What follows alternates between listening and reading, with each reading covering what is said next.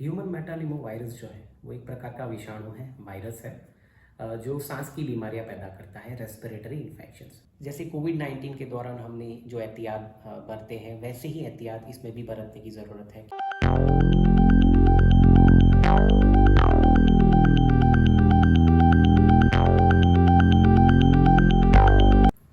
नमस्कार, मैं अभिक communication officer IDSP NCDC में आपका बहुत बहुत स्वागत करता हूं हमारे शो में, जहां हम चर्चा करते हैं चिकित्सा के क्षेत्र में और ज़्यादा से ज़्यादा जानकारी एकत्रित करने का प्रयास करते हैं।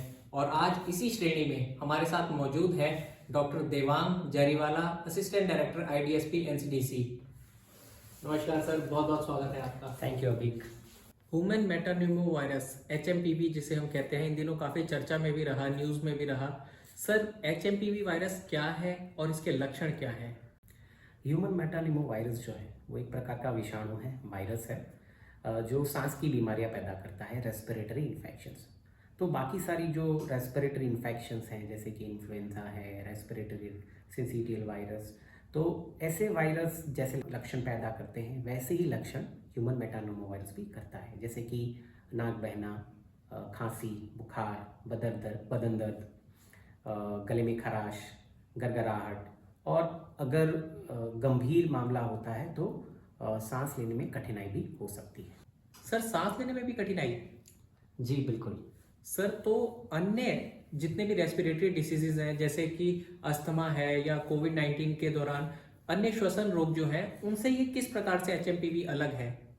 अस्थमा तो काफ़ी अलग प्रकार की बीमारी होगी, लेकिन अगर हम बात करेंगे इन्फ्लुएंजा, जिसको सामान्य तरीके से लोग फ्लू बोलते हैं, फिर रेस्पिरेटरी सिंसिटियल वायरस, तो ऐसे जो वायरस हैं उससे आम आदमी के लिए डिफरेंशिएट करना काफ़ी मुश्किल है। तो हमारी सलाह यही रहेगी कि आप डॉक्टर को कंसल्ट करें, क्योंकि डॉक्टर ही अच्छे तरीके से डिसाइड कर पाएंगे कि आपको किसी डायग्नोस्टिक टेस्ट की ज़रूरत है या नहीं, और अगर ज़रूरत होगी तो डॉक्टर जो प्रिस्क्राइब करेंगे जो टेस्ट, तो वो करवाएं, अपने आप से टेस्टिंग के लिए ना जाएं।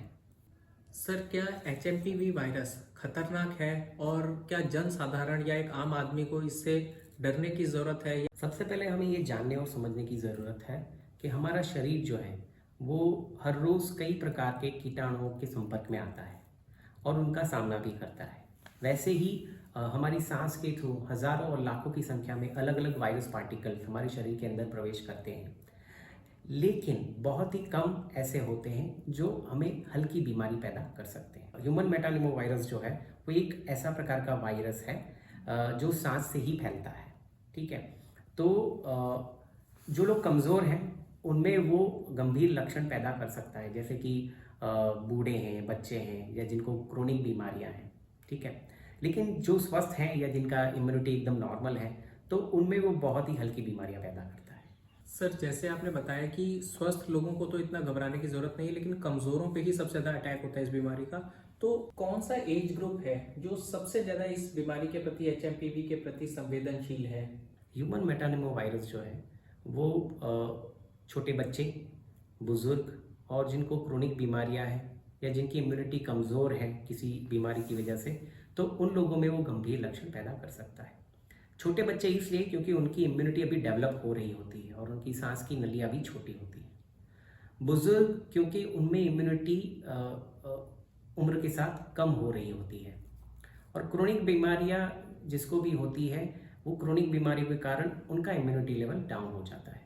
तो यही एज ग्रुप है या यही वो ग्रुप्स हैं जिनमें HMPV जो है वो गंभीर लक्षण पैदा कर सकता है। सर, HMPV वायरस किस प्रकार फैलता है और इसे रोकने के लिए क्या क्या सावधानियां बरतनी चाहिए? किस प्रकार इसकी रोकथाम की जा सकती है? ह्यूमन मेटानिमो वायरस जो है वो बाकी जो रेस्पिरेटरी इन्फेक्शन फैलाने वायरस है वैसे ही फैलता है। जैसे कि जो संक्रमित व्यक्ति है वो खांसती है, छींकती है, तो जो बूंदें हवा में फैलती हैं उससे फैल सकता है। ऐसी बूंदें अगर किसी सतह पे बैठ जाएंगी और ऐसी सतह को कोई छू लेता है तो उससे भी संक्रमण फैल सकता है। निकट संपर्क, क्लोज कांटेक्ट से भी ये फैल सकता है। भीड़ भाड़ वाले इलाके जैसे कि स्कूल्स हैं, मेट्रो है, तो वहाँ भी वो फैल सकता है।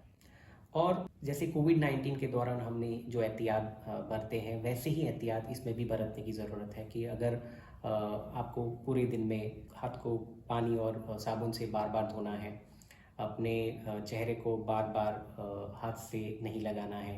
अगर आप बीमार हैं तो बेहतर है कि आप घर पर रहें, और अगर आप बाहर निकलने की ज़रूरत पड़ती है तो बेहतर है कि आप मास्क पहनें। अगर आपको खांसी आती है तो उसको रोकने के लिए टिश्यू पेपर या रुमाल का इस्तेमाल करें ताकि किसी और को ना फैल जाए।